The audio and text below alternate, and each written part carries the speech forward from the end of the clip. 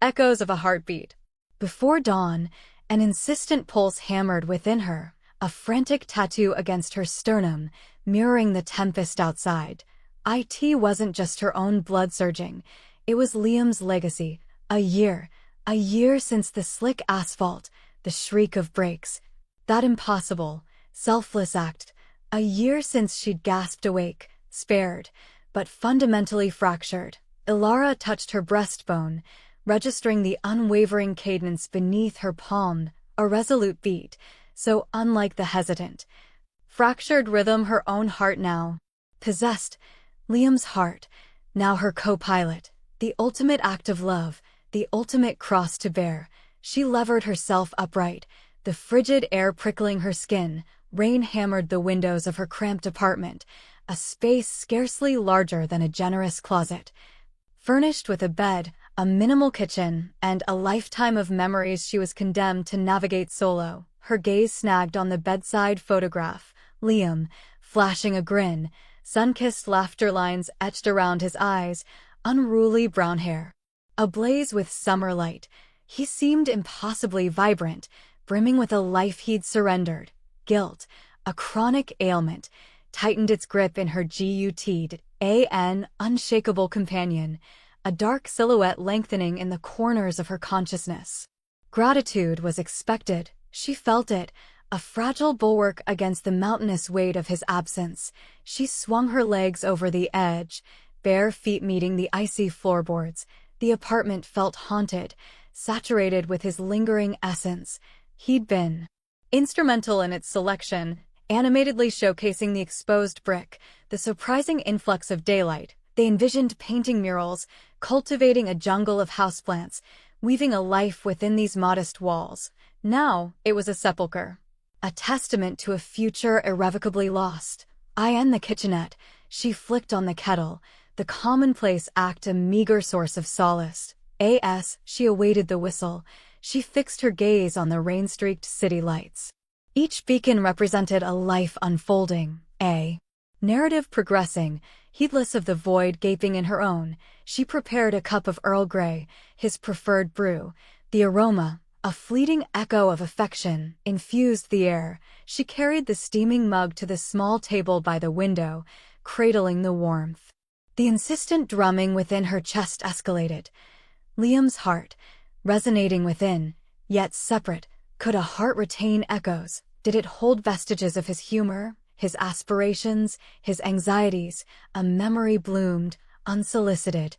Liam, reclining on the shoreline, face upturned to the sun's caress, eyes sealed in contentment. Gentle waves lapped the coast, the air thick with salt and sunscreen. She'd been sketching, capturing the angles of his jaw, the radiance in his lashes. He'd opened his eyes, offering a languid, captivating smile. "What are you drawing?" he'd murmured, his voice a low caress. "You," she'd confessed, flushing. He'd reached for her hand, fingers interlacing. "Draw us a future," he'd whispered. The reverie dissolved, leaving a barbed pang of yearning. A future etched in sand, consumed by the relentless tide. She finished her tea, the warmth insufficient to dispel the profound chill that had taken root. She knew what demanded her attention. She'd been delaying it, shrinking from the conclusive nature of it all. Evasion was no longer an option. She dressed in black jeans and a simple knit sweater, shrugging into a waterproof jacket to combat the deluge. She gathered her keys and a modest arrangement of lilies from the counter, their pristine petals a stark contrast to the oppressive gloom. The cemetery was a melancholic vista of gray stone and saturated earth. A heavy fragrance of damp soil and decaying foliage permeated the air. Ilara advanced slowly, her boots sinking into the yielding ground. She passed rows of monuments, each marking a finale, a life completed, a love concluded. She located his resting place without difficulty, unassuming, unembellished, merely a granite marker bearing his name and dates. Liam Vance. 1995-2023. A brief inscription encapsulating an existence. She knelt, placing the lilies at the base. Rain plastered strands of hair against her face, and she shuddered, remaining motionless. She studied his name, engraved in stone, and a torrent of sorrow engulfed her.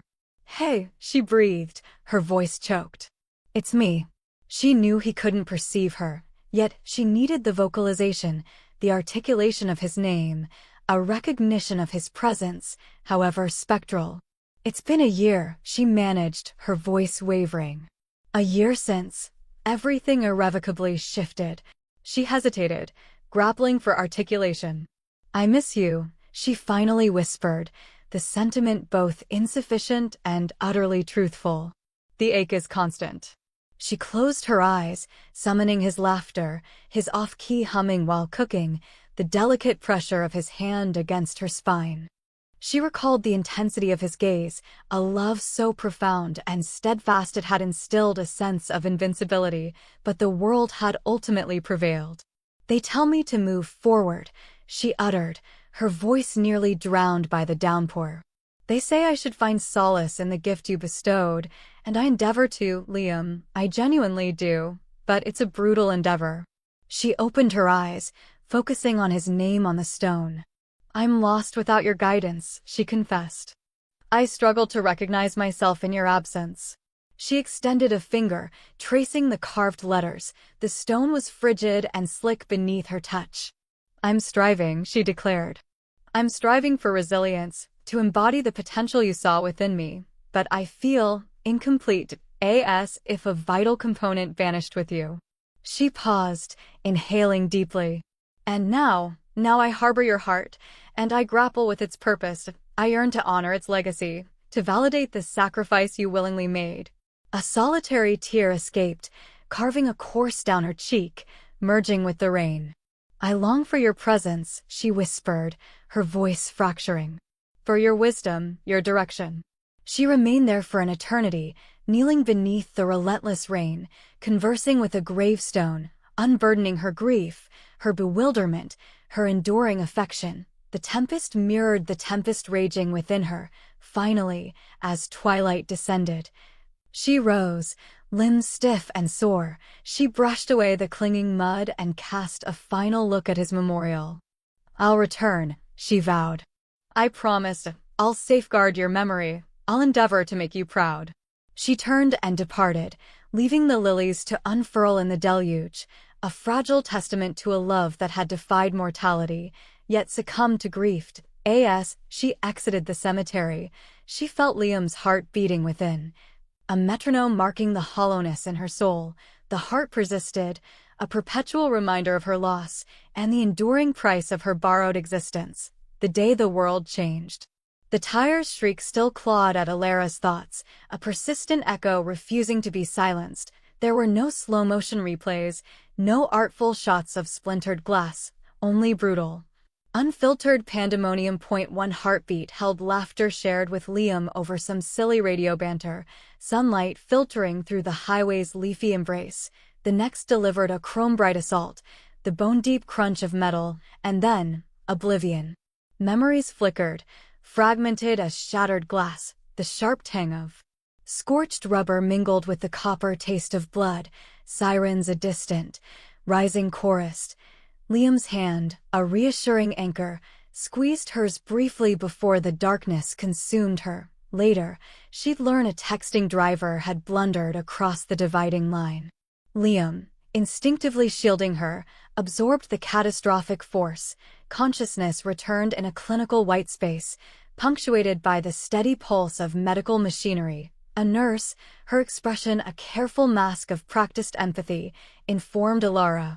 She'd been submerged in a coma for 3 days. 3 days excised from existence, days that had irrevocably fractured her world. The following morning, Dr. Albright, his face etched with kindness, entered, his movements, deliberate and slow, telegraphed the gravity of the news he bore. He spoke in careful, clinical terms that swam around Alara, yet the chilling truth cut through the fog. Her heart, vulnerable from a childhood illness she believed she'd conquered, had suffered irreparable trauma in. The Rec.IT was failing rapidly. "We're providing maximum support, Alara," he explained gently, yet firmly. "But your only viable, long-term hope rests in a heart transplant." The words hung, a suffocating pulp, a transplant, a solution so drastic, so absolute. It was the stuff of headlines, of individuals clinging to life's precipice, their fate dependent on a stranger's selfless gift, certainly not her reality. How long do I have? She managed, her voice a thread. Dr. Albright hesitated, his gaze unwavering. Without intervention, months, perhaps fewer. We can alleviate symptoms, attempt to extend your time, but it offers only temporary respite. A few months. The phrase resonated, a mournful chime signaling the premature end of a life unfinished. A future brimming with promise, now dwindled to a dwindling countdown.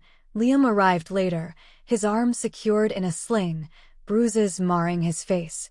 Yet his eyes held that cherished warmth, a beacon in her despair. He settled gingerly beside her, avoiding pressure on his injury, and enveloped her hand. His touch was a tether, pulling her back from the surreal, dreamlike state. "Hey," he greeted, his voice roughened by emotion. "How are you holding up?" Like something the garbage truck rejected, she offered, mustering a weak smile. His grip tightened. "I am so sorry, Alara. This is all on me. If I hadn't—" "Don't," she cut him off, covering his hand with her own. "Don't even entertain that thought. It wasn't your doing, Liam. It was a freak accident. No premonition could have altered it." He regarded her, his gaze clouded with guilt and profound sorrow. "But I could have done something that I should have." "Stop," she insisted, her voice gaining strength. "Just be here. That's all that matters." Silence settled between them, broken only by the mechanical rhythm of her monitors. Unspoken fears and heavy realities pressed down, the crushing weight of her diagnosis. Finally, Liam spoke, his tone hesitant and soft. "So, what will you do?" She searched his face for answers she lacked. "I honestly don't know," she confessed. "I'm terrified, Liam. I don't want to die." He brushed a stray strand from her face with infinite tenderness. "You're not going to die, Alara. We will conquer this. We'll forge a path."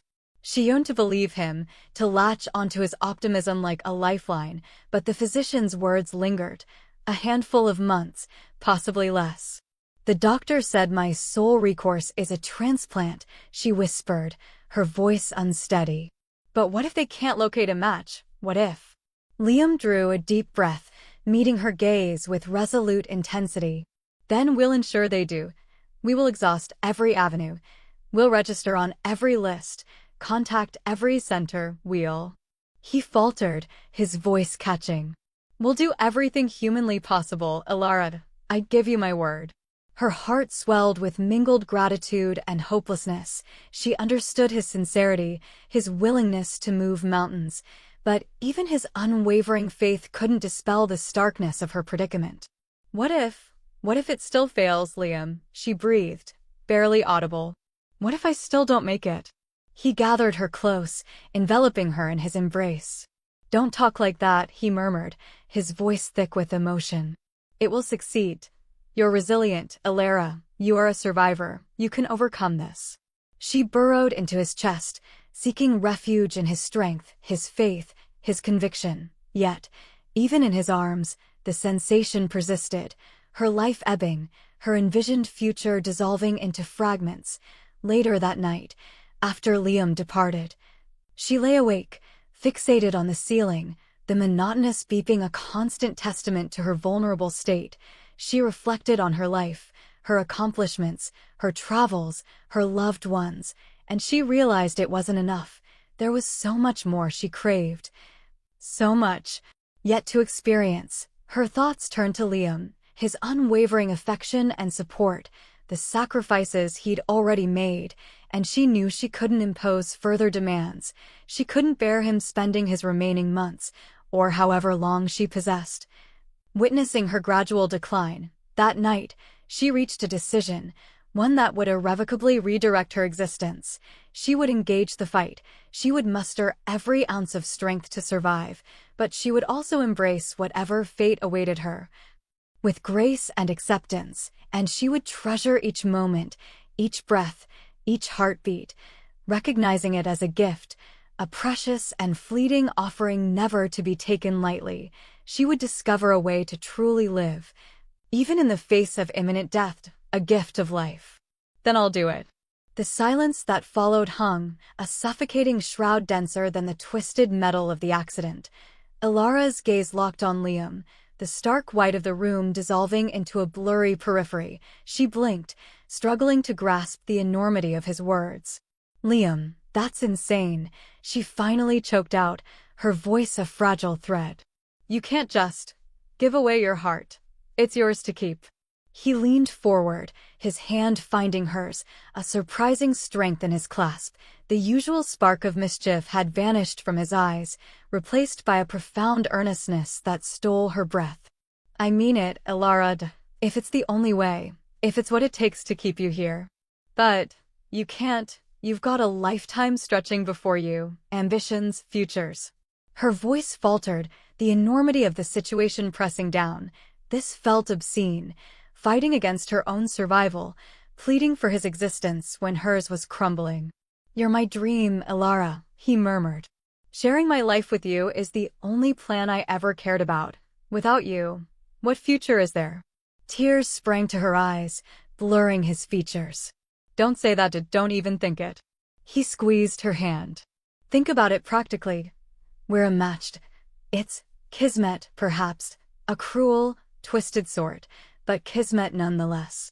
The ensuing days became a disorienting cyclone of denial, fury, and increasingly desperate entreaties. Ilara argued, implored, even stooped to emotional bartering, anything to dissuade him. She alerted his family, praying they could reason with him. But they were as dumbfounded and torn as she. The hospital's ethics committee descended, a flock of grim-faced vultures. Doctors with etched worry lines and somber administrators bombarded them with questions that reverberated through the cramped conference room. Mr. Walker, do you comprehend the irreversible nature of this decision? Dr. Anya Sharma, the chief cardiologist, inquired, her tone laced with concern. There's no turning back. You are a healthy, viable young man. This is, without precedent. Liam remained composed, his gaze unwavering. I understand perfectly, Dr. Sharma. I've weighed it all. I know what's at stake. But the ethical quandaries. Another committee member cut in. We have sworn an oath to preserve life, to actively expedite the demise of a healthy person. You would be facilitating the life of another, Liam parried, his tone tight but controlled. Ilara requires this. Without it, she is lost. Isn't your purpose to prevent such a loss? Ilara sat beside him, mute, her stomach twisting into knots. She felt like a monster, a leech draining the very essence of the one she adored. The committee deliberated for what felt like an eternity, their legalistic pronouncements a muffled drone. Ilara could only discern fragments: autonomy, non-maleficence, beneficence. It was as though they were dissecting their very souls under a harsh, sterile light.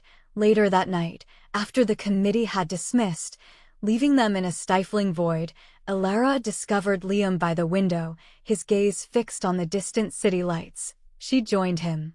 The silence between them stretched taut as a wire. Why? She whispered, the question a raw, guttural sound of anguish. Why are you doing this to yourself? He turned to her, his expression an enigma in the dimness. Because I'm in love with you, Ilara. That's the only truth. But that can't possibly be justification enough. You're forfeiting everything, your potential, your joy. My joy resides in you, he repeated, his voice a steadfast whisper. And my potential is meaningless in a world devoid of your presence.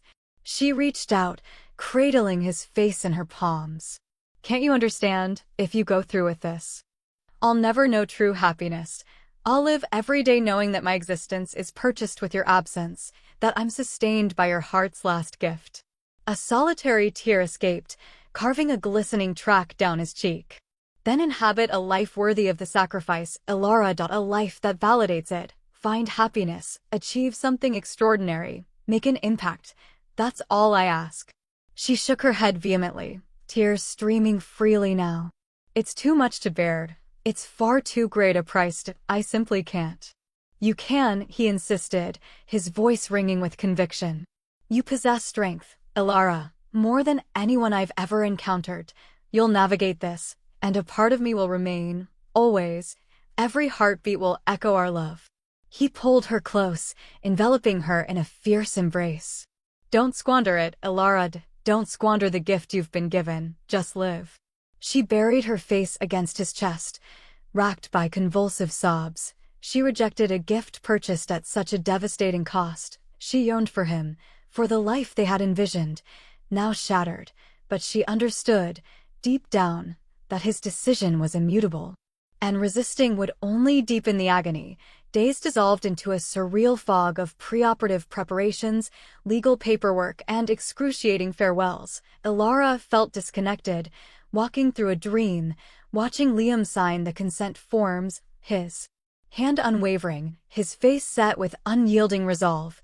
She listened as the doctors described the procedure, their voices toneless and detached. She endured the endless battery of tests and examinations, her body feeling like a ravaged landscape.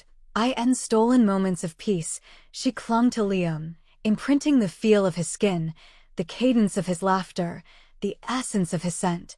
She sought to etch every minute detail into her memory, knowing that memories would soon be all that remained. The night before the surgery, they sought refuge on the hospital rooftop, intertwined beneath a shared blanket. The city unfolded below, a sparkling tableau of hopes and dreams.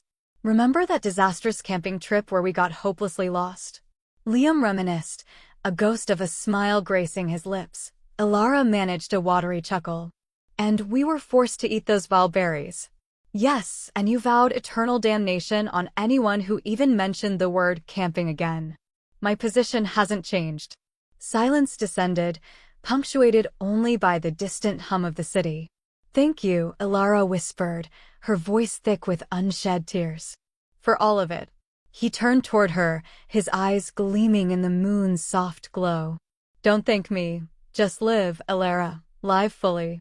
He leaned in, their lips met, a lingering kiss that encompassed love and loss, a farewell, a promise, a prayer all intertwined. As they broke apart, Elara knew their universe was on the cusp of seismic change, that she was about to receive the most profound and most agonizing offering imaginable, the gift of life, bought with the ultimate sacrifice, the impossible choice. The consent forms, heavy as tombstones, quivered in Elara's grip. Each line was a brutal epitaph to her former life, a prelude to the unearned miracle about to occur. The antiseptic air, usually a comfort, now stung like a personal indictment, amplifying the dread that coiled in her stomach. Dr. Sharma, her composure a carefully constructed facade over evident concern, gave Elara's hand a firm squeeze. We've prepared as best we can. Remember the complexities, Elara. This offers no certainty. Elara managed a constricted nod. Comprehending the intellectual aspect was one thing, grappling with the profound reality was another. Liam was surrendering his very essence. A surgeon's scalpel would translate affection into a tangible organ, his vibrant heart becoming her lifeline. Liam hadn't visited, farewells exchanged, I love yous whispered. He'd withdrawn, seeking, he claimed, serenity. Elara suspected the truth lay in avoiding the stark confrontation with his mortality, the irrevocable nature of his decision. A nurse, radiating forced cheerfulness, a jarring contrast, breezed in. All right, Elara, let's get you ready. Time for the gown. Changing, Elara confronted her reflection. Her face, ashen and gaunt, stared back, a phantom poised on the threshold between existence and oblivion. Was she worthy of such a selfless act? She settled onto the gurney, the cool linen a stark sensory shock. The four-needle pierced her skin, releasing a calming cascade into her veins. Dr. Sharma returned, her expression grave. We're administering a relaxant, Elara. Focus on remaining calm. As the drug diffused, Elara's mind wandered. Liam's face swam into view, his infectious grin, the laughter lines etched around his eyes. She relived their initial encounter, the shared hesitations, the undeniable spark.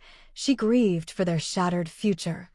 Forever altered by this impossible choice, a solitary tear escaped, etching a damp path down her cheek. "Thank you, Liam," she breathed, the words barely audible. "Please, let this mean something." The gurney glided forward, the relentless fluorescent lights blurred overhead, and the cacophony of medical equipment dissolved into a muted drone, asterisk, asterisk, asterisk. The operating theater throbbed with controlled urgency. The air hung frigid, sterile, and thick with expectation. Bathed in the stark illumination of the surgical lamps, Dr. Sharma presided over Liam, her movements precise and unwavering. Each member of her team danced to the silent symphony of life and death. Initiating procedure, Dr. Sharma declared, her voice a steady anchor. The initial incision, a razor-sharp parting across Liam's chest, drew a crimson line. The monitors pulsed, echoing his dwindling vitality, each breath meticulously accounted for. Every heartbeat a precious commodity. Across the expanse of the room, a parallel team toiled over Alara. Her chest cavity stood exposed, revealing her own failing heart. The surgeons functioned with practiced proficiency, locked in a desperate race against the unforgiving clock. The pivotal exchange arrived. Liam's still pulsating heart, brimming with life, was carefully excised and swiftly transported. It was placed within Alara's chest, a fragile, invaluable treasure. Dr. Sharma scrutinized the scene, her brow furrowed in concentration. Began anastomosis. The painstaking work unfolded, suturing vessels, bridging arteries, coaxing the new organ into synchronized rhythm. The monitors pulsed erratically, reflecting the life-or-death struggle. The room remained hushed, punctuated only by the rhythmic beeping and the muted instructions of the surgical personnel. Minutes dilated into an eternity. Tension crackled, almost visible in the air. Dr. Sharma wiped perspiration from her forehead, her gaze riveted to the task at hand. Then, a tremor, a resurgence of strength, a sustained cadence. Sinus rhythm established, a voice proclaimed, shattering the silence. A collective exhalation swept through the room. Alara's borrowed heart was functioning. The reprieve proved fleeting. Liam's monitor emitted a sustained, mournful tone. Dr. Sharma pivoted, her face etched with sorrow. Time of death, 3:17 p.m. Silence descended like a shroud. Alara's renewed existence had come at an unbearable cost. Asterisk, asterisk, asterisk.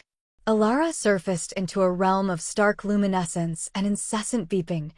A dull ache radiated from her chest, permeating her entire being. She attempted to rise, but a jolt of pain held her captive. "Easy, Alara," a voice cautioned. "You're in recovery, major surgery." Dr. Sharma stood near her bedside, her face reflecting both exhaustion and profound relief. "It was touch and go, but you pulled through. You're going to recover." Alara stared, her thoughts still obscured by a mental haze. "What happened?" "You received a heart transplant, Alara. It was successful." "A heart transplant?" The words reverberated, awakening comprehension and dread. "Liam. Liam." She rasped, her voice a fractured whisper. "Where's Liam?" Dr. Sharma's countenance softened, her eyes conveying profound sorrow.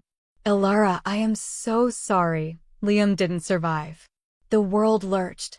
The medical instruments receded into an indistinct drone.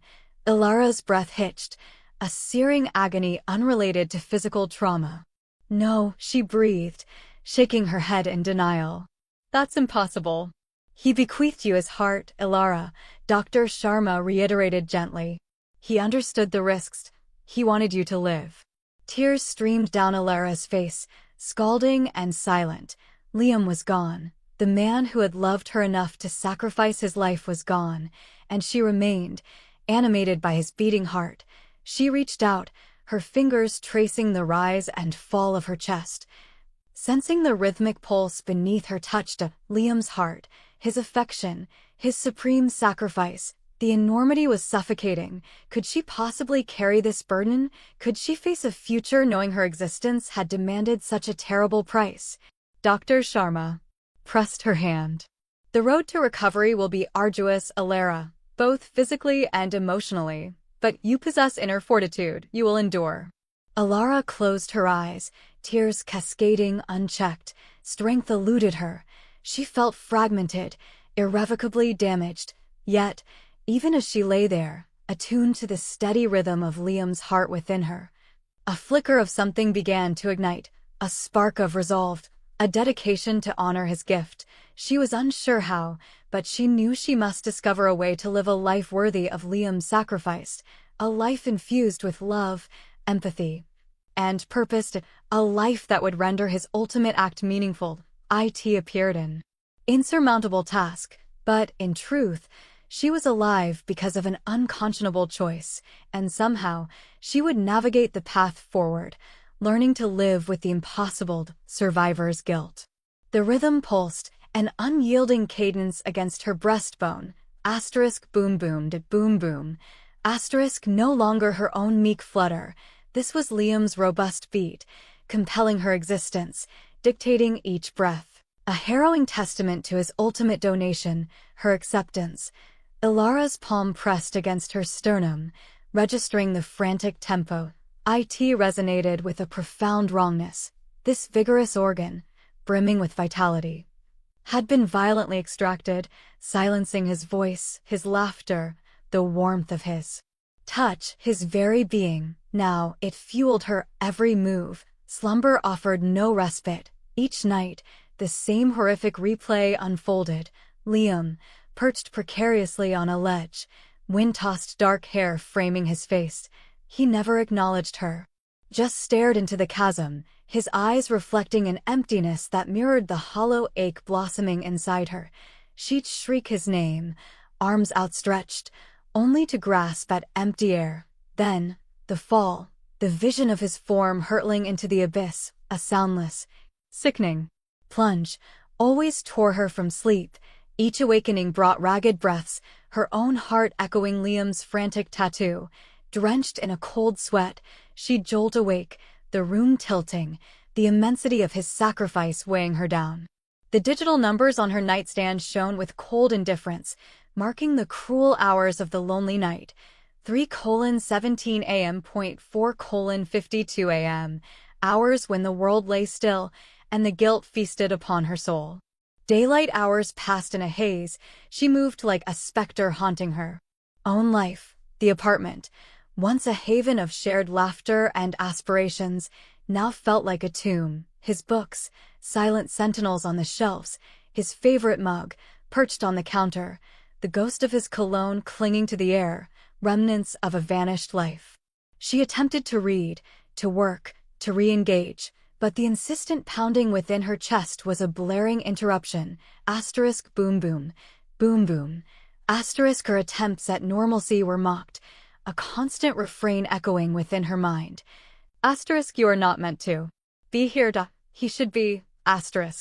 One afternoon, Alara confronted her reflection in the bathroom mirror. Her eyes were sunken, shadowed with bruising circles, her complexion a sickly gray.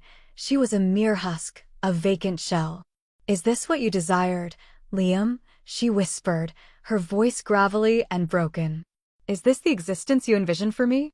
The following silence roared in her ears. Only the unyielding pulse of his heart responded. She lifted a hand, her fingertips testing the fragile flutter of her own pulse in her throat, a stark contrast to the powerful surge within her chest. Two heartbeats, inextricably linked, yet divided by an insurmountable void. The question haunted her waking and sleeping hours. Did she warrant this? Had she earned the right to draw breath while Liam was relegated to oblivion? Memory stabbed her with the force of shattered glass. The day he'd revealed he was a match, the fervent, almost manic gleam in his eyes, the urgency in his tone. He'd presented it as a solution, a precious offering, an opportunity for her to truly live. But lurking beneath, she witnessed the terror, the acquiescence, the horrifying awareness of his impending fate. She should have intervened.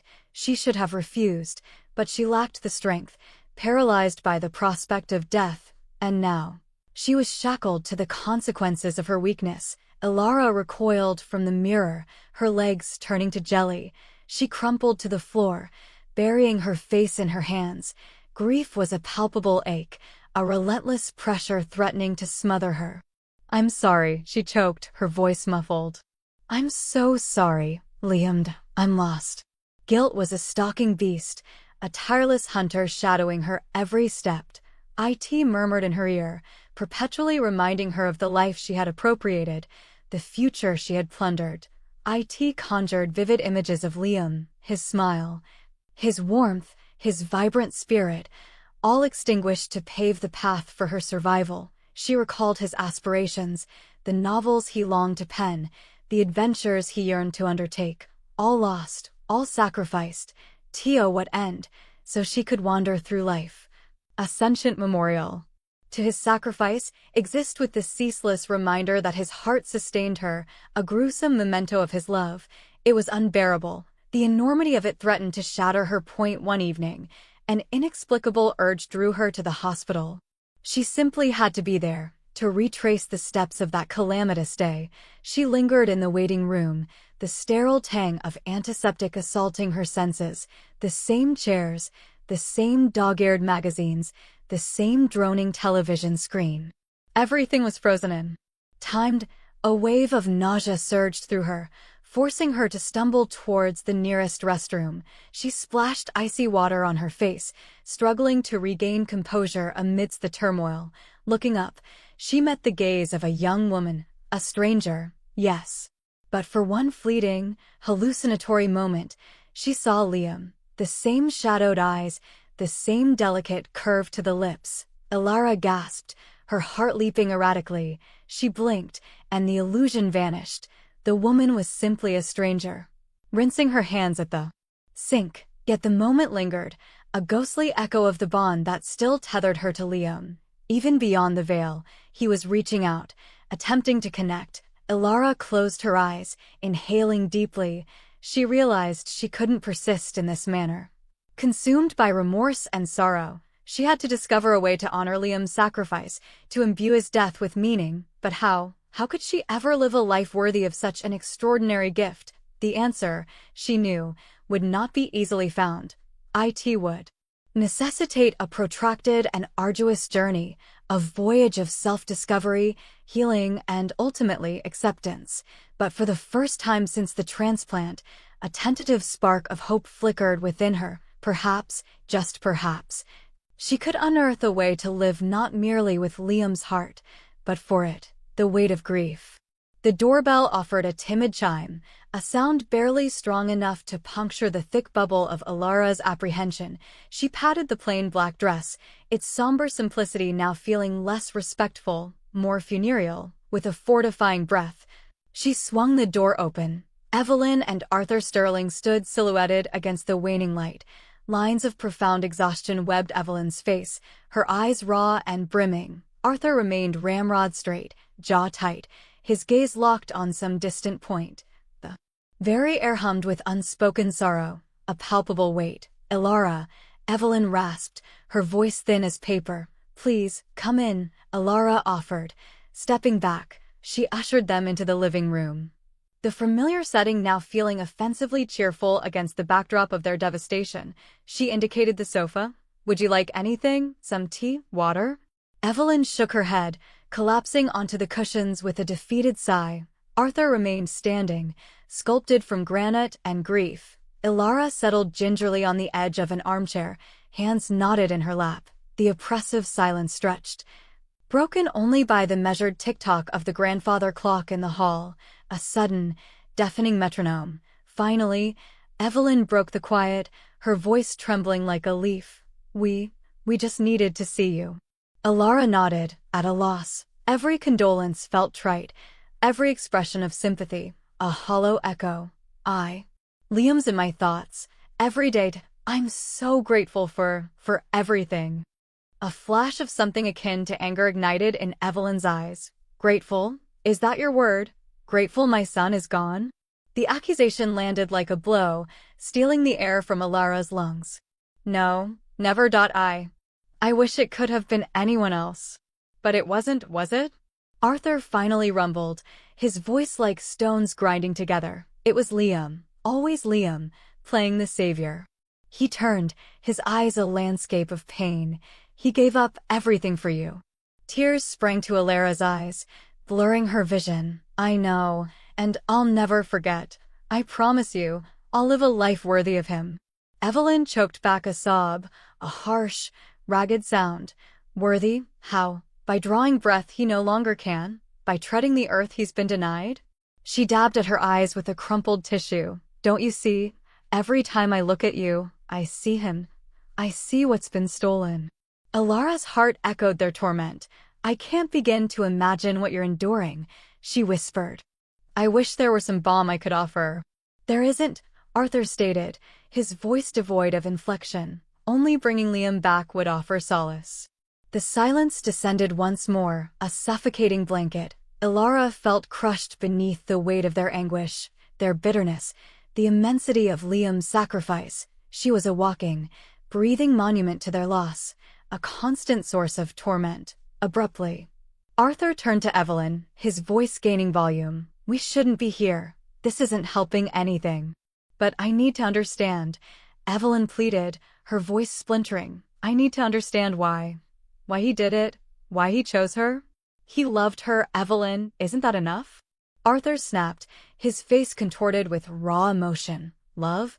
Was that all it amounted to? A passing fancy that cost him his existence? Evelyn countered, a thread of acrimony in her tone. Alara watched, frozen, as their grief erupted in a torrent of blame and resentment. She felt like an uninvited guest at a private tragedy, a voyeur to their unraveling. Don't you dare speak of him that way. Arthur thundered, his face flushed. Do you think I'm immune to this pain? Do you think I don't feel his absence every second of every day? Then why defend her? Evelyn cried, gesturing wildly. She is the reason he is gone. That's unfair, Arthur countered, his voice softening. It was Liam's decision. We can't hold her accountable for that. But she accepted it, Evelyn persisted, her voice trembling. She allowed it. She's living the life he should be, while he is only a memory. Silent tears streamed down Alara's face. She longed to scream, to defend herself, to explain that she hadn't wanted this, that she would trade places with Liam in a heartbeat, but the words dissolved in her throat, strangled by the immensity of their sorrow. We need to leave, Arthur said, taking Evelyn's arm. This is serving no purpose. He guided her toward the door, Evelyn stumbling slightly, her gaze fixated on Alara, a mixture of anguish and reproach in her eyes. I'm so sorry, Alara whispered, her voice barely audible. Evelyn offered no response. Arthur gave a curt nod and steered her out. Alara closed the door, leaning against it, her body trembling like a leaf in a storm. The silence reimposed itself, even more crushing than before. She felt utterly isolated, estranged by their grief, rejected by the very people she wished to embrace. Slowly, she drifted back to the living room and sank into the armchair, burying her face in her hands. Liam's living legacy beat within her, a relentless reminder of his love, his sacrifice, and the impossible weight she now bore. She had sought solace in Liam's family, hoping to share memories, to discover a path to honor his life together. Instead, she encountered bitterness and anguish, a painful demonstration that her very existence amplified their suffering. She was trapped, suspended, between her own sorrow and the unyielding grief of those who cherished Liam the most. She was a living specter, haunted by his spirit, eternally tethered to a sacrifice she never requested, a life she never chose. As dusk deepened, painting long shadows across the room, Alara knew that the burden of grief would be her steadfast companion, a weight she would carry for the remainder of her days. Letters from the past. The apartment's silence pressed in, a suffocating weight. Following Evelyn and Arthur's visit, Alara had withdrawn, seeking sanctuary like a wounded creature retreating to its lair. The sting of Evelyn's pronouncements, the quiet indictment in Arthur's gaze, reverberated within her, amplified by the persistent drumbeat in her chest. Liam's heart, an inescapable, rhythmic reminder. She drifted through the rooms, her fingertips tracing the outlines of shared history, a nicked teacup salvaged from their first cramped apartment, a sun-bleached photograph capturing their shared laughter against a blustery coastline, an abandoned needlepoint project. Its colors faded. Each was a subtle jab, a poignant reminder of what had been, now irretrievably lost. Anxious energy propelled her toward the small storage closet, a repository of bygone days, stacked high and forgotten. She seldom ventured inside, preferring to leave the past undisturbed. Today, however, a powerful compulsion drove her, the need to unearth some tangible link to Liam, some clue to understanding his sacrifice. Dust motes pirouette in the solitary beam of light slicing through the gloom as she began her excavation. Faded photo albums, annotated college texts, tarnished Christmas ornaments, the flotsam and jetsam of a life lived, now irrevocably altered. A pang of remorse struck her as she discarded items, shedding remnants of a past that felt increasingly spectral, detached. Then, secreted behind a leaning tower of old yearbooks, she spied it, a small, unassuming wooden box, its surface polished smooth with age, almost beckoning her forward, unmarked, plain, yet radiating an aura of profound significance. Her fingers trembled as she lifted it down, a prickle of apprehension dancing on her skin. Back in the living room, bathed in the mellow afternoon glow, she carefully eased the box open. Inside, nestled in a bed of yellowed tissue paper, lay letters, dozens of them, each sealed with a simple wax impression bearing the initials LV. Her breath caught in her throat.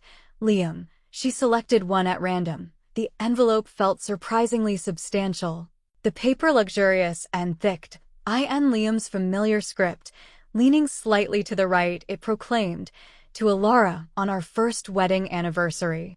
A wave of dizziness threatened to overwhelm her. Their first wedding anniversary, a day destined never to arrive, a future brutally curtailed. She hesitated, her fingers hovering above the unbroken seal. Was she ready for this? Could she summon the strength to confront the specter of a future that had been so decisively denied? With a resolute breath, she broke the seal. The scent of aged paper, mingled with a whisper of Liam's cologne, clung to the fibers, flooding her senses. She unfolded the letter, her eyes devouring the words. "My dearest Alara, if you're holding this, it means we navigated the labyrinth of life and arrived at this landmark. Our first year as husband and wife. I hope we're celebrating with off-key karaoke and spectacularly bad dancing. I hope you're sporting that ridiculous floral crown you snagged at the farmer's market. And I hope I'm still eliciting those side-splitting laughs from you. I acknowledge I'm not always the easiest to coexist with. I'm headstrong, I tend to forget things, and I've got that frustrating habit of leaving socks strewn about, but I vow, each day, to strive to become the best version of myself for you. To be the man you deserve. To be the husband who treasures and adores you, now and forever." Remember the near-breakup incident triggered by my accidental shrinking of your prized sweater, or our misadventure in the woods, culminating in a chilly, huddled overnight stay? Those moments, as trying as they were then, now rank among my most cherished recollections, because even amidst turmoil, we invariably found our way back to each other. I'm eager to discover what our future unfolds. I yearn to grow old alongside you, watching our hair turn silver, sharing tales of our wild escapades with future generations. Thank you for choosing me, Alara. Thank you for being my wife, my confidant, and the love of my existence. Eternally yours, Liam. Tears cascaded down her cheeks, blurring the ink into illegible streaks. The letter struck her like a physical blow, a harsh testament to the life they had envisioned, the life that had been so heartlessly stolen away. The karaoke, the flower crown, the grandchildren, all of it erased. With painstaking care, she refolded the letter and returned it to its envelope, her hands trembling uncontrollably. She needed a reprieve. She needed to find her center. After a brief interlude, she steeled herself and reached for another missive. This one bore the inscription, "To Alara, on the birth of our first child." The gravity of expectations, of dreams unrealized, weighed down on her spirit. This was a steeper climb than the last. She faltered, her heart hammering against her ribs. Could she endure this? Could she confront the agony of a future forever beyond reach?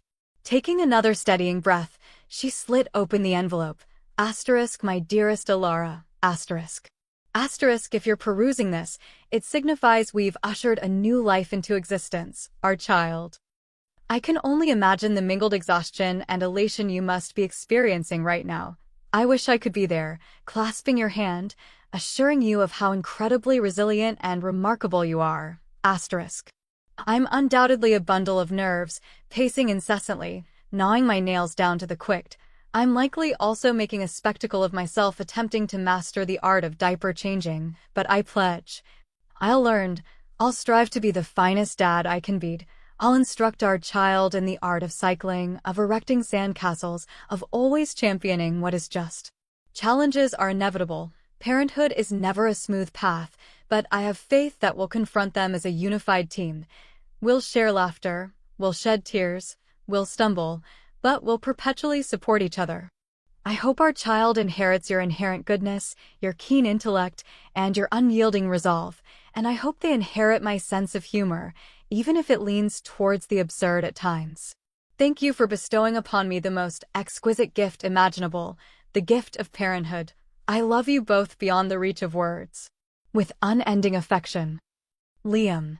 The tears flowed more freely this time, a deluge of sorrow and yearning. A child, their child, a life born of their love, a life destined never to materialize. The anguish was almost more than she could bear, a bottomless chasm in her very being.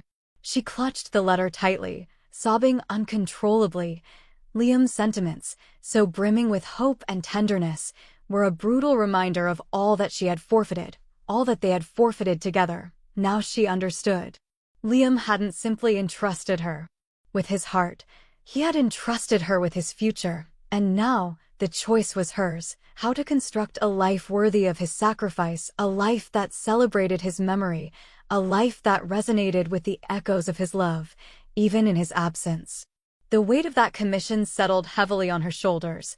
The letters, these shards of a fractured future, were both a burden and a compass, echoes of Liam.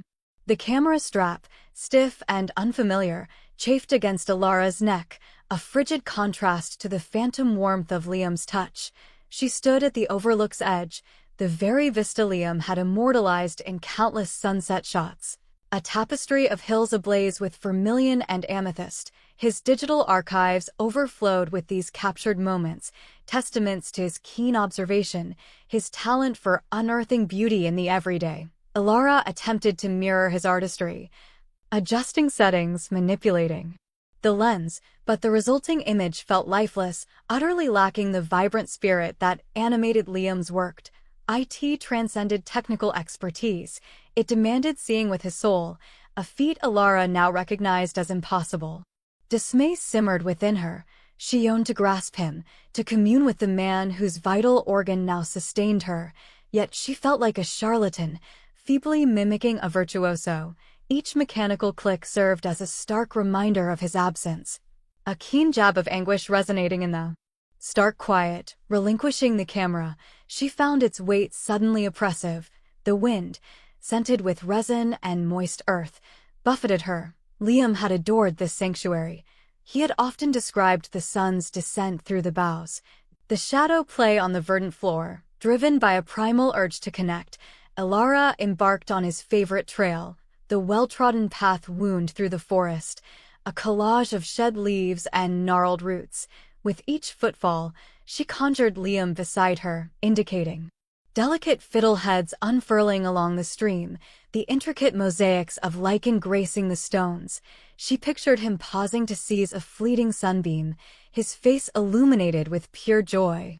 The physical strain offered a welcome respite from the incessant mental chatter. Her muscles protested, her breath ragged, yet she persevered, determined to scale the summit, the locale where Liam confessed he felt closest to the heavens. Ascending, she noted nuances previously unnoticed, a miniature bloom daring to pierce the soil, a spider's gossamer creation sparkling with morning dew. Was this Liam's legacy? Was his spirit guiding her? revealing the splendor he embraced so readily. At last, she crested the hill. The panorama stole her breath. The world unfurled, a boundless expanse of emerald and cerulean, the sky a boundless canvas. Liam's initials were etched into a time-worn bench overlooking the valley. Elara traced the carved letters, a knot tightening in her throat. He lingered here. She sensed him, not tangibly, but in the wind's sigh, the sun's caress, the forest's profound serenity. She settled onto the bench, closed her eyes, and inhaled deeply. For the first time since the operation, a wave of calm enveloped her. A transient reprieve from the unrelenting sorrow, but it was ephemeral. As twilight painted the valley in long, somber strokes, a surge of desolation washed over her, a brutal reminder of their fractured future. That night, Elara was submerged in a dream, except it wasn't hers. She found herself in a packed concert hall.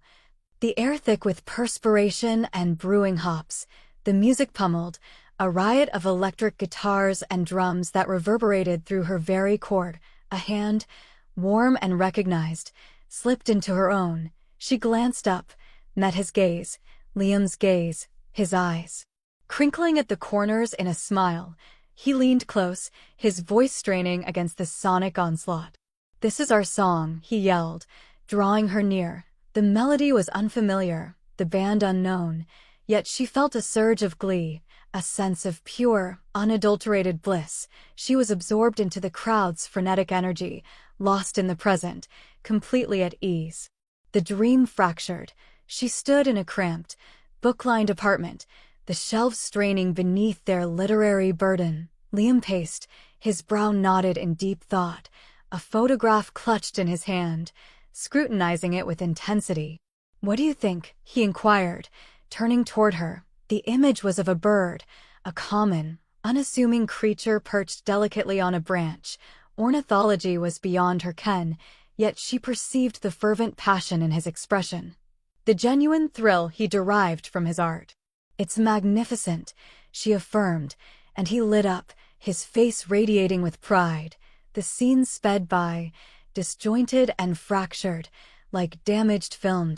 Liam's laughter, arguments, late-night endeavors, his wistful gaze into the distance. Each flashed image served as a vignette of his existence, a glimpse into his very being. Then, the reverie crumbled, plunging her into a stark, empty blackness. She awoke with a gasp, her heart hammering, her skin slick with perspiration. The room was hushed, save for the rhythmic lube-dub of Liam's heart beating within her. It wasn't her heart at all. It was his. Tears coursed down her cheeks. She hadn't merely received an organ. She had inherited a shard of his essence, an echo of his memories. These dreams were more than phantasms. They were refrains of his life, the reverberations of his past. The epiphany was both terrifying and thrilling. She harbored Liam's heart, and, in a sense, harbored Liam himself. He wasn't entirely lost. He persisted within her, murmuring stories of his history, sharing his fervor, reminding her of their bygone affection. But what significance did it hold? Was she destined to live out his unfinished chapter, to fulfill his unachieved dreams, or was she compelled to chart her own course, bearing his memory as a beacon, honoring his sacrifice by embracing a life worthy of his love? The questions churned within her, a cyclone of bewilderment and doubt. Answers eluded her grasp, but one conviction remained. She couldn't dismiss these echoes of Liam. She needed to attend, assimilate, to comprehend the man whose heart now pulsed in unison with her own, and perhaps, just perhaps, she could reconcile her survival with his demise, locate purpose amidst her sorrow, and live a life that honored his memory and celebrated the enduring strength of love. The cold case. The library air, redolent of aged paper and stifled hopes, hung heavy. Elara's fingers danced across the spines in local history, the Dewey Decimal System a blur in her vision. She sought a specific ghost, one that had haunted Liam's final months. Clara Morales, the hometown artist swallowed whole by the past 5 years.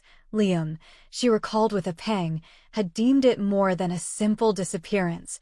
He'd preached his theories relentlessly, decorating napkins with frantic sketches, filling reams with observations she'd written off as mere Liamisms, his penchant for the murky and unsolved. But now, with their intertwined memories flickering like faulty bulbs in her mind, a compulsion gripped her, demanding answers.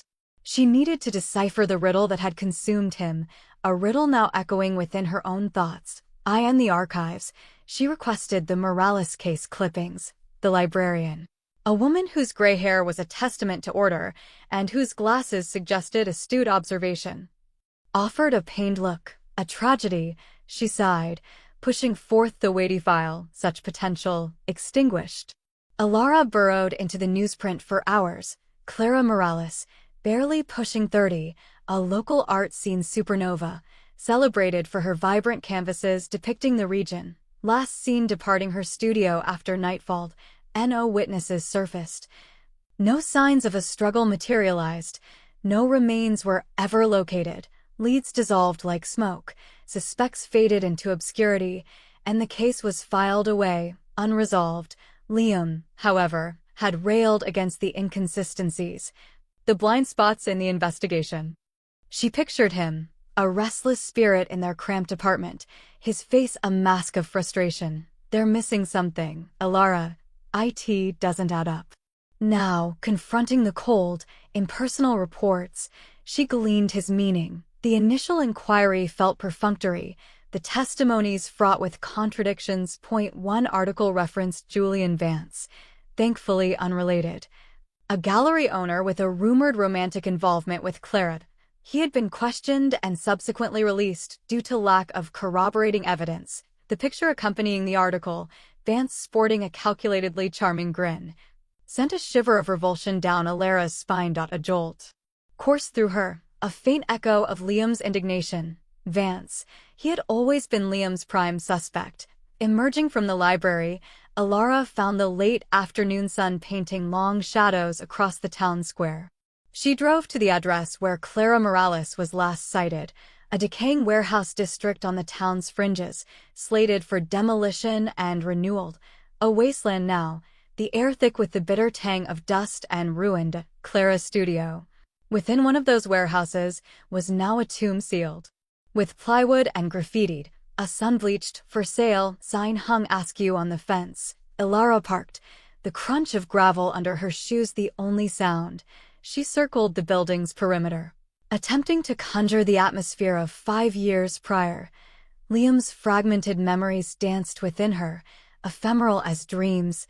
A prickling unease settled over her, the sensation of unseen eyes. She surveyed the scene, but only encountered empty streets and silent sentinels of brick and steel. Liam had spoken of a small park tucked behind the warehouse, a sanctuary where Clara often sketched. Alara discovered a barely discernible path winding through rampant weeds. The park proved a forsaken patch of green, benches shattered, swings frozen in rust. A solitary oak reigned supreme, its limbs gnarled and twisted like the fingers of a rheumatic elder. Beneath its canopy, Alara closed her eyes, trying to channel Liam's perspective, to absorb his emotions. A fleeting vision materialized, Clara seated on a bench, absorbed in her sketchbook, a man approaching from behind. The image vanished as quickly as it had come, leaving her lightheaded and disoriented. Her eyes snapped open, her pulse hammering against her ribs. She whirled around, half expecting to confront a presence, but found herself alone. On her return to the car, a glint of reflected light caught her eye near the tree's base. She knelt, brushing aside loose earth, revealing a small, dulled object, a silver charm, shaped like a miniature paintbrush. Alara picked it up, turning it slowly in her fingers. The detail was exquisite, each bristle meticulously rendered. She had encountered this charm before. The dream, on Clara's bracelet. That night, the dream returned, vivid as a freshly painted canvas. She inhabited Clara, seated in the park, capturing the majesty of the old oak. A crisp breeze stirred, the setting sun splashing the sky with watercolor hues of orange and violet. She sensed a presence and turned to face Julian Vance, his smile strained and insincere. "Clara," he purred, his voice smooth as polished stone, "we need to discuss the gallery." She recoiled, a cold dread settling in her stomach. "I've made my position clear, Julian. I'm not interested." He advanced, his smile evaporating. "You don't grasp the situation. Clara, I've invested considerably in your career. I anticipate a return." She rose, clutching her sketchbook protectively. "Leave me alone, Julian." He seized her arm, his grip vice-like. "You'll regret this insolence, Clara." The dream fractured, dissolving into a kaleidoscope of disjointed images. A desperate struggle, a choked cry, the flash of something metallic slicing through the dark. Then, oblivion. Alara bolted upright, drenched in a cold sweat. Julian Vance's face, a mask of twisted fury, was etched into her memory. The paintbrush charm rested on the nightstand, a tangible tether to the dream, to Clara, to Liam. Her course was clear. She needed to confront Julian Vance, demand answers about Clara Morales. She had to excavate the truth, however deeply buried. Liam had entrusted her with his very essence, and she would not let his memory, his obsession, his truth be silenced. This quest was more than just solving a cold case. It was about honoring his gift, about living a life worthy of the heart now beating in her chest.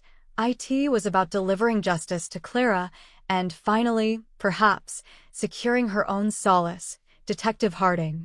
The precinct's linoleum floor offered little comfort to Alara's well-worn boots. The air, thick with the ghosts of stale coffee and unspoken anxieties, pressed in on her.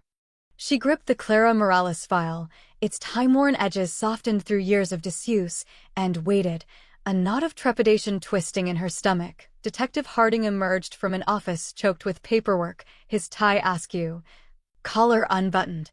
A man hewn from granite, his gaze spoke of harsh realities, his jaw a testament to perpetual skepticism. A curt nod was his only greeting. "Ms. Vance, Harding, got a minute?" "Thank you for your time, Detective," Alara replied, a tremor lacing her voice. She followed him into his domain, a claustrophobic space dominated by tottering stacks of files and a bulletin board collaged with grim crime scene snapshots and faded newsprint. Harding indicated a chair, then sank into his own, the springs emitting a mournful groan. "So, Morales, Rourke's white whale, wasn't it? Gathering dust for half a decade. What brings you here?" Alara inhaled deeply, fighting the quiver in her hands. Liam was deeply invested. He never believed Clara simply vanished. He suspected murder. Harding's skepticism manifested as a raised eyebrow. Rourke was a good man, a solid cop, but prone to flights of fancy. "We left no stone unturned, Ms. Vance. There was nothing indicating foul play. N.O. remains, no witnesses, no sign of forced entry. She simply disappeared. But her gallery, her life, she wouldn't just abandon it," Alara countered, opening the file. And Liam unearthed discrepancies. The gallery owner, Julian Vance. Vance was exonerated, Harding cut in, his tone devoid of inflection. "Full cooperation, airtight alibi. We dissected that gallery." Frustration flared within Alara. But Liam was suspicious. He felt Vance was concealing something. Harding sighed, dragging a hand through his grizzled hair. "Rourke had a theory, a gut feeling. He couldn't substantiate it, and neither can you." He leaned back, studying her with detached scrutiny. "Look, Ms. Vance, I understand your connection to Rourke. Grief is a powerful motivator, but exhuming a cold case won't resurrect him. It will only amplify the pain." "It's not solely about Liam," Alara retorted, her voice gaining strength. "It's about Clara, about discovering the truth of her fate. She deserves justice, even after 5 years." She slid a photograph across the desk. Clara, radiant and alive, her eyes brimming with creativity. Harding picked it up, his expression softening imperceptibly. He held the image for a beat too long before placing it back down. We exhausted all avenues, Ms. Vance. Did you really? Alara pressed, flipping to a page filled with Liam's scribbled observations. Liam fixated on Vance's alibi. He deemed it too flawless, too convenient, and the missing paintbrush charm, the one Clara always wore, never recovered, was it? Harding's gaze sharpened. A mere bauble, insignificant. Perhaps, Alara conceded. But what if it wasn't? What if it was a vital clue? She paused, then took the plunge. I thought I had a dream, detective. Impatience flickered in Harding's eyes. A dream? Yes, strikingly vivid. I saw Clara, I saw Vance. A heated argument in the gallery's back room. It turned violent. I saw him seize her, her desperate struggle, the paintbrush charm snapping from her necklace. Alara's voice trembled, the memory agonizingly real. Harding stared, his silence a palpable weight. Dreams, Ms. Vance, are inadmissible as evidence. I know, Alara said quickly. But it felt profoundly real. It provided details, impressions. Things Liam couldn't have possessed. The configuration of the back room, the specific paint Clara was using that day, seemingly minor details, but they were there. Harding leaned forward, his gaze piercing. What kind of paint? Ultramarine blue, Alara responded, the vibrant hue searing itself into her memory. Liam's notes mentioned she was working on a seascape. He couldn't confirm the shade, but in my dream, it was unmistakable. Harding stood, pacing the cramped space. Ultramarine blue. Damn. He stopped, his back to Alara. Rourke alluded to something about that blue. He mentioned Vance claimed Clara consistently used cerulean in her seascapes. He suspected a deception, but lacked confirmation. Alara's heart soared. Do you see? Liam's suspicions about Vance were valid, and perhaps, just perhaps, my dream can bridge the gap. Harding turned, his expression inscrutable. I'm not professing belief in psychic premonitions, Ms. Vance, but Rourke was meticulous. If he harbored a suspicion about the paint and your dream substantiates it, it warrants a reevaluation. He strode to the bulletin board, plucking down a time-worn photograph of the gallery's back room. This was taken during the initial sweep. Anything catch your eye? Alara scrutinized the image, her gaze sweeping over every detail. Then she noticed it, a small, almost undetectable stain on the floor, partially concealed by a discarded canvas. That appears to be paint, ultramarine blue paint. Harding nodded grimly. The crime scene technicians missed it, too insignificant, too faded, but in light of your information, it could be crucial. He grabbed the phone. Get forensics back to Morales Gallery, redo the back room thoroughly, emphasize any paint traces, and retrieve Vance's file. I want his alibi scrutinized, with a magnifying glass. He hung up, turning to Alara, a flicker of something unreadable in his eyes, respect, perhaps, or grudging acknowledgement. All right, Ms. Vance, recount everything you remember about that dream, every facet, no matter how inconsequential it seems. Let's ascertain if we can finally deliver justice for Clara Morales. A fragile hope blossomed within Alara, a tiny ember ignited by Harding's unexpected willingness to cooperate. It couldn't bring Liam back, but perhaps, just perhaps, it would honor his dedication and bring solace to Clara's troubled spirit. And maybe, in exposing the truth, she could begin to decipher the mystery surrounding her own survival and the devastating price of Liam's ultimate sacrifice. Web of secrets. The precinct air hung heavy, a blend of stale coffee and suppressed anxieties. Alara faced Detective Harding, the harsh fluorescent glare reflecting off his polished desk, scattered between them. A constellation of documents charted the coordinates of Clara Morales' lost life. Vance's alibi remained solid, Harding rumbled, his voice a low register. Chicago conference, hundreds of attendees. But Liam was convinced. Alara's voice faltered, the words snagging in her throat.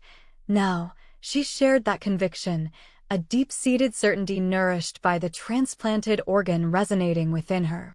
Rourke possessed a powerful intuition, granted, but intuition won't stand up in court, Ms. Vance. Harding leaned back, his gaze unwavering. We require concrete proof, something more substantial than a dream steeped in ultramarine blue. Then we'll unearth it, Elara countered, a newfound strength bolstering her tone. Clara's inner circle, family, anyone who witnessed anything unusual. The subsequent days dissolved into a montage of interviews. Elara shadowed Harding, absorbing his techniques, deciphering the subtle signals of deceit and sorrow. They interrogated Clara's former roommate, a shrinking Violet who recalled Clara as a vivacious, ambitious artist prone to nocturnal strolls. A bitter ex-boyfriend, eyes flickering with unease, vehemently denied any involvement in her disappearance. Clara's parents, their faces maps of enduring grief and fading hope, offered what they could. Each conversation was a fragment of mosaic, gradually shaping the portrait of Clara's existence. Yet, the picture remained incomplete, a void screaming for the missing truth. Scrutinizing the evidence proved a unique form of torment. Crime scene photos, meticulously dusted, showcased a stark, vacant apartment. Financial records revealed no irregularities. Clara's phone logs hit a wall, her final call to her mother. However, Liam's notes, painstakingly catalogued, offered a flicker of promise. He highlighted a discrepancy in Vance's travel itineraries.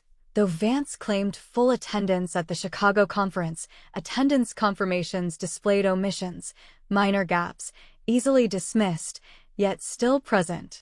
Rourke was thorough, Harding acknowledged, tracing a line of text. He observed details others overlooked. He wouldn't have relinquished this, Elara whispered, her voice thin. He sensed something amiss.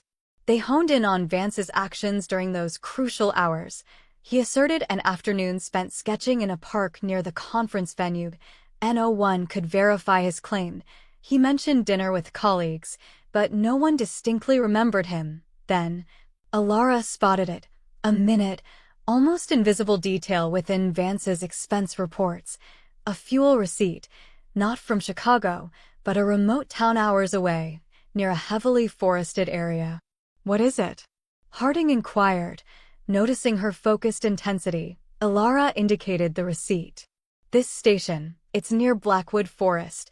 Liam had entries about it. He mentioned Clara relished hiking there. He suspected Julian might have accompanied her once.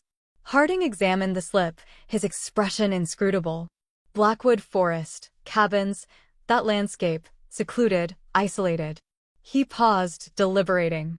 Vance could have easily disappeared for a few hours, driven to Blackwood, and returned for the evening sessions. A seemingly airtight alibi begins to leak. The atmosphere thickened, a silent accord solidifying between them. A desperate gamble, a long shot fueled by a dream and a hunch, but it represented their only prospect. Let's head to Blackwood, Harding declared, his voice resolute. Let's investigate what Mr. Vance concealed. The journey to Blackwood Forest was protracted and taxing, the terrain morphing from urban sprawl to gentle hills and dense woodland. The air chilled, the sky bruised with approaching twilight. Elara gazed out the window, her pulse quickening. The familiar ache of Liam's absence amplified by the anticipation of what lay ahead. Turning onto a dirt track leading into the woods, the silence shattered only by the crunch of gravel beneath the tires. Trees towered overhead, their branches gnarled into skeletal forms. The air, rich with the scent of pine and damp earth, evoked a primal sensation within Elara. This is it, Harding stated, halting the vehicle at a fork. According to records, Vance owns a cabin somewhere in this area, acquired it years before Clara vanished. They consulted a map, its faded lines tracing the forest's labyrinthine trails, the cabin marked by a tiny, unassuming, nestled deep within the timber. We'll proceed on foot, Harding stated, grabbing a flashlight. It's roughly a mile from here. The hike proceeded slowly, cautiously, the darkness deepening with each step. The flashlight beam sliced through the gloom, illuminating a path strewn with decaying leaves and entwined roots. Elara stumbled repeatedly, her breath catching. She felt Liam's presence, guiding, urging her onwards. Finally, what seemed an age later, they reached the cabin, a small, decrepit structure, its wooden walls weathered gray, the windows dark and vacant, the door ajar. An unsettling silence permeated the clearing.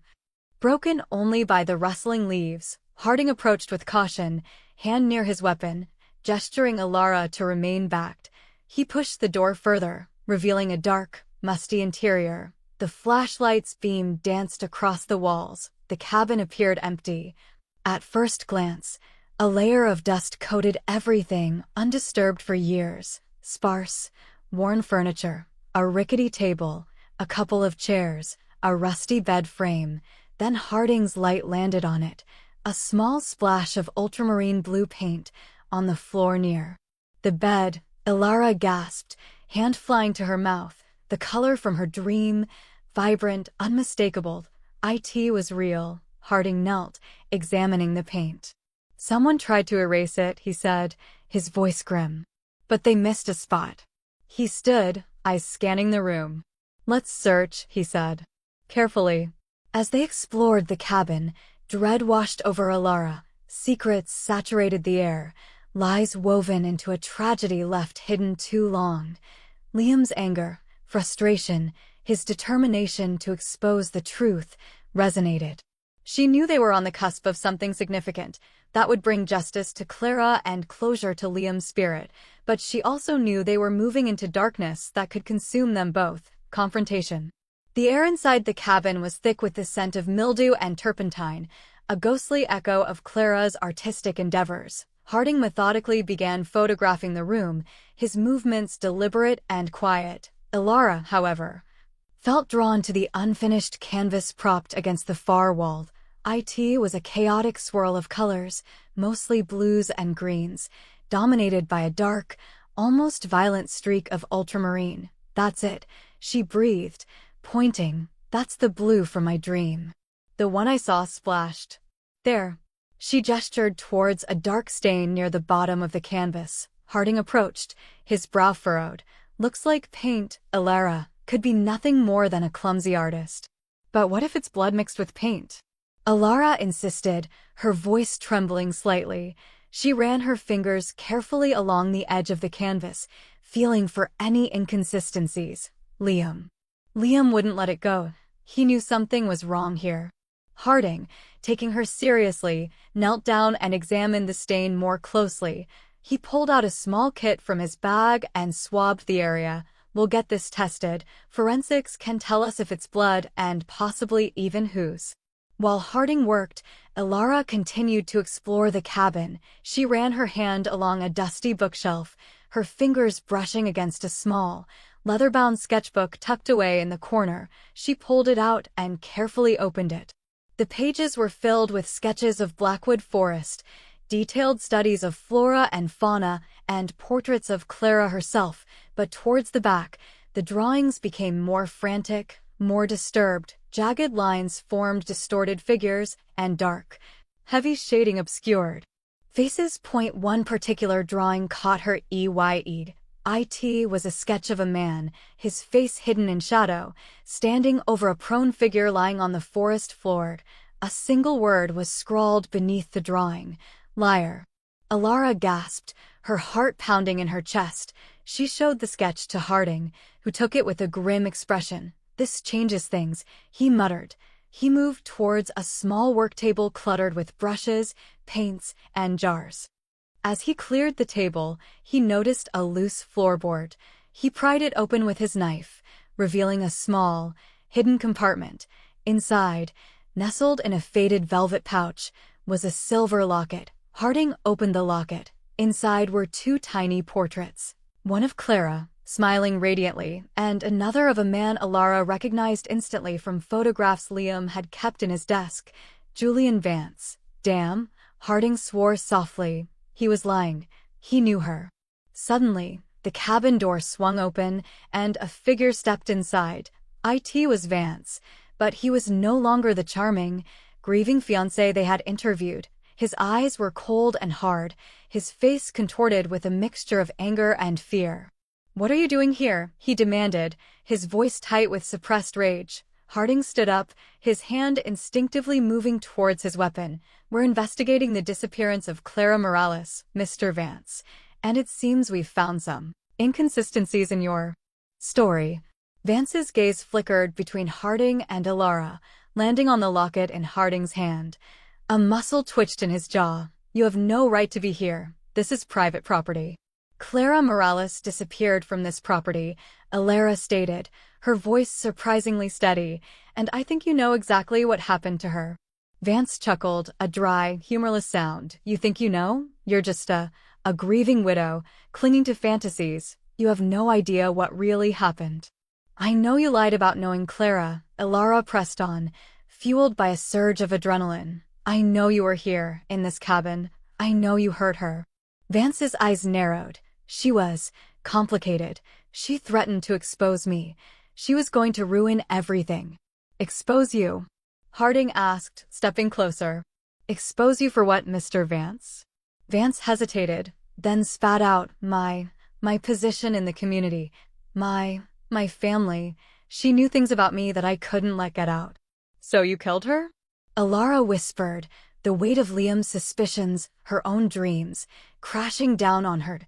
Vance's composure finally cracked.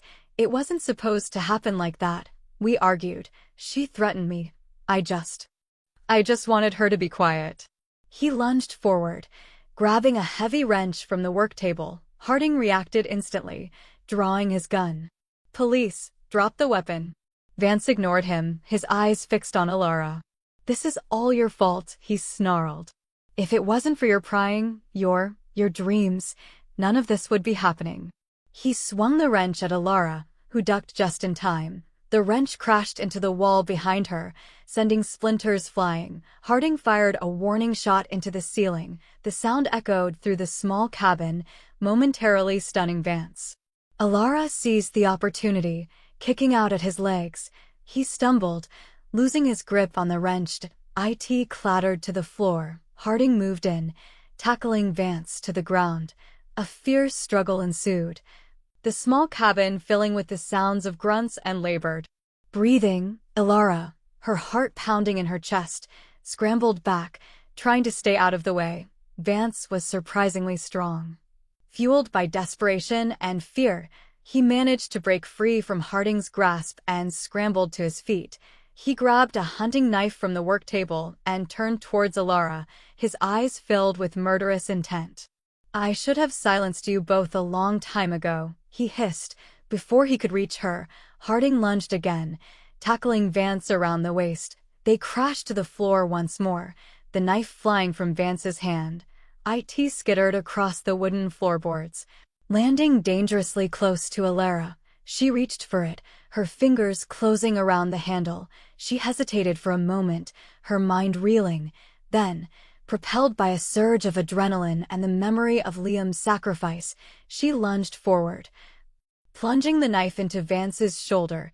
He screamed in pain, his grip loosening on Harding. The detective quickly subdued him, cuffing his hands behind his back. The cabin fell silent, save for the ragged breathing of the three occupants. Alara stared at the knife in her hand, her body trembling uncontrollably. She had never taken a life before. Harding, his face bruised and bloodied, pulled her into a hug. "It's over," he said, his voice hoarse. "It's finally over." But Alara knew, deep down, that it was far from over. The truth about Clara Morales had been revealed, but the price of that truth was a heavy one. She had taken a life, and she knew that the weight of that act would stay with her forever. The sacrifices made were catching up with her, a heart's legacy. The sirens wailed in the distance, growing louder as they approached the secluded cabin. Alara, numb and trembling, watched as Harding directed the officers, their flashlights cutting through the morning mist. Julian Vance's body was being carefully moved, a stark reminder of the violence that had erupted. The air, thick with the scent of pine and damp earth, now carried the metallic tang of blood. Harding approached her, his face etched with a weariness that mirrored her own. He confessed, "Alara, everything, Clara, the insurance money. He even admitted he was planning on silencing you." Alara swallowed hard, the weight of his words settling heavily in her stomach. "It's over. For now," Harding said, his gaze unwavering. "There will be paperwork, a statement. But yes, the Clara Durant case is closed, thanks to you, and Liam." He paused, a flicker of something akin to respect in his eyes. He always knew Vance was involved, just couldn't prove it. The police led Vance's housekeeper away in handcuffs, her face a mask of shock and disbelief. She had been an accomplice, providing Vance with an alibi and disposing of evidence. The full scope of his depravity was only now coming to light. As the last of the police vehicles disappeared down the winding road, Alara felt a profound sense of emptiness. Justice had been served, Liam had been vindicated. But the victory felt hollow. She had taken a life, even if it was in self-defense. The weight of that act would stay with her. Harding placed a hand on her shoulder. "Go home, Alara. Rest. You've earned it." She nodded, unable to speak, and turned towards her car. The drive back to the city was a blur, the skyline appearing distorted through her tear-filled eyes. Later that day, after hours of fitful sleep, Alara found herself drawn to Liam's favorite spot. A secluded overlook on the outskirts of the city. It was a place where they had often come to escape the noise and chaos, to simply be together. She parked the car and walked to the edge of the cliff, the wind whipping through her hair. The city stretched out before her, a sprawling tapestry of concrete and steel, bathed in the golden light of the setting sun. Liam had loved this view, had always said it gave him perspective. He would point out the landmarks, telling stories about their history, their significance. Alara closed her eyes, trying to conjure his voice, his laugh, the warmth of his hand in hers. She could almost feel him beside her, his presence a comforting weight against her shoulder. But it was just a memory, a ghost of what once was. "It's done, Liam," she whispered, her voice cracking with emotion. "I did it. We did it." She opened her eyes, and for the first time since his death, she felt a sense of peace. The guilt and grief were still there, but they were no longer consuming her. She had honored his memory. She had brought justice to Clara, and she had survived. The price had been high. Perhaps too high, but she couldn't change the past. She could only focus on the future, on building a life worthy of the sacrifice he had made. She thought about the foundation. It wouldn't bring Liam back, but it would be a way to keep his spirit alive, to help others in need, to make a difference in the world. It was what he would have wanted. The next morning, Alara drove to Vivian's studio. She hadn't seen her since everything, the colorful building, usually a beacon of joy, seemed muted, almost somber. She hesitated before knocking, unsure of what to say. Vivian opened the door, her face lighting up with a warm smile. "Alara, come in. I've been thinking about you." The studio was filled with new paintings, vibrant landscapes, and abstract portraits that seemed to pulse with life. Vivian led her to a small sitting area, offering her a cup of tea. "How are you, dear?"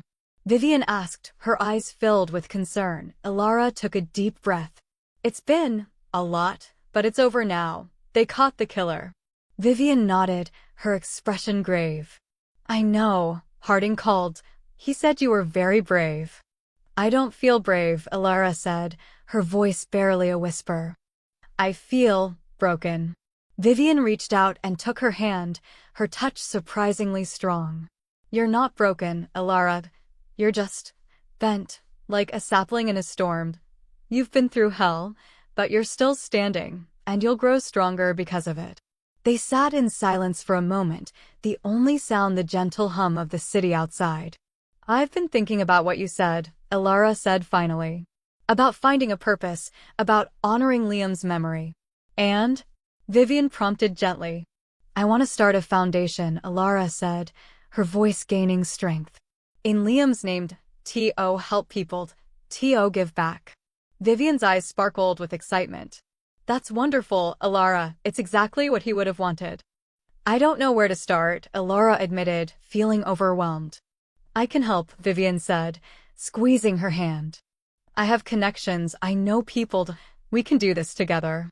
A small smile crept onto Alara's face. Thank you, Vivian. I don't know what I would do without you. Nonsense, Vivian said, waving her hand dismissively. We're family now, and family sticks together. In the following weeks, Ilara threw herself into the task of establishing the Liam Vance Foundation. With Vivian's help, she navigated the legal and logistical hurdles, securing funding and assembling a board of directors. She met with social workers, doctors, and community leaders, identifying the areas where the foundation could make the biggest impact. They decided to focus on providing support to families who had lost loved ones to violence, offering counseling, financial assistance, and legal aid. They also established a scholarship program for underprivileged students pursuing careers in law enforcement and social justice. The work was demanding, exhausting, but it was also incredibly rewarding. Every life they touched, every family they helped, was a testament to Liam's legacy, a reminder that his sacrifice had not been in vain. One evening, as Ilara was leaving the foundation's office, she received a call from Harding. I thought you'd want to know, he said, his voice gruff. Vance's housekeeper pleaded guilty. She's going away for a long time. Thank you, Harding, Ilara said, feeling a sense of closure. For everything. Just doing my job, he said, but Ilara could hear a hint of warmth in his voice. Take care of yourself, Ilara. As she hung up the phone, Ilara looked up at the sky, a vast expanse of twinkling stars. She thought of Liam, of his kindness, his courage, his unwavering belief in justice. He had given her his heart, not just in love, but literally, and now, it was her responsibility to honor that gift, to live a life worthy of his sacrifice. She knew the pain of his loss would never completely disappear, but she also knew that she was not alone. She had Vivian, Harding, and the countless people whose lives she was helping through the foundation, and she had Liam's heart, beating strong within her, a constant reminder of the love that had saved her life, a love that would continue to inspire her, to guide her, to give her strength, for as long as she lived.